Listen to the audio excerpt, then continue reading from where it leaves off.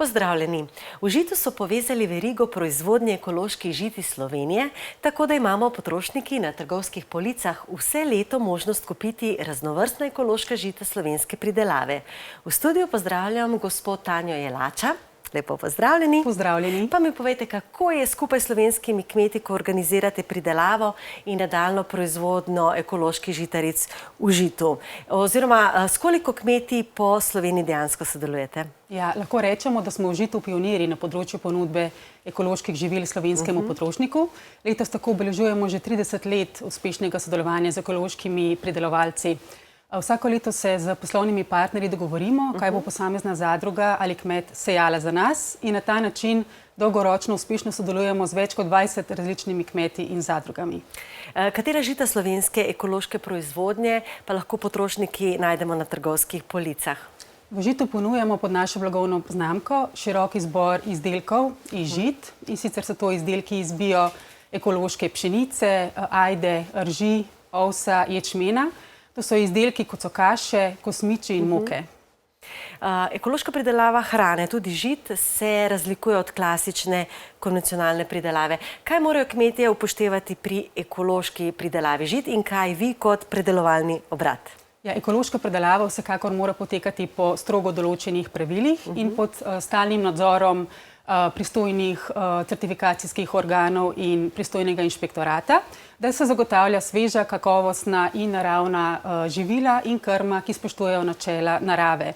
Vsekakor morajo vsi biološki, ekološki obrati upoštevati določene načela in omejitve, kot so to, da morajo biti recimo vsa živila izdelana izključno iz ekoloških sestavin, potem morajo biti brez konzervansov, brez umetnih barvil, brez gensko spremenjenih organizmov in sestavin iz gensko spremenjenih organizmov. Pomemben je tudi strog postopek pri izbiri dodatkov in pomožnih sestavin. Vsekakor vsa živila, ki imajo oznako eko, ekološko ali bio, morajo vsebovati vsaj 95% vseh kmetijskih sestavin iz ekološke izdelave, pridelave. Tistih ostalih 5% pa mora odobriti dodatno Evropska komisija oziroma države članice Evropske unije. Seveda je tudi skladiščenje izredno pomembno, je prostorsko in ločeno, tako da poteka v bistvu ločeno predelava ekoloških in neekoloških sestavin. Kako pa je s kontrolami pri kmetu in pri vas v predelavi? Tako kmeti, kot in mi v Žitu, imamo redne kontrole, to so večkratne letne napovedane kontrole in pa tudi nenapovedane kontrole. Preizgleda se vsa dokumentacija in ustreznost proizvodnih procesov.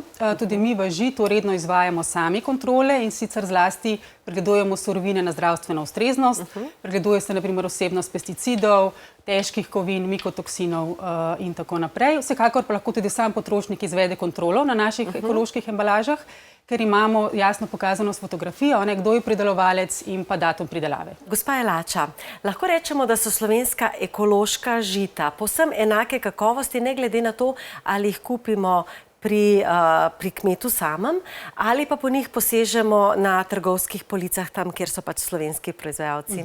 Ja, to seveda popolnoma drži. Na tak način v bistvu mi kot predelovalci in pa slovenski ekološki pridelovalci skrbimo za trajnostni razvoj in pa za samooskrbo s kakovostnimi živili. Najlepša hvala za obisk v studiu. Hvala tudi vam.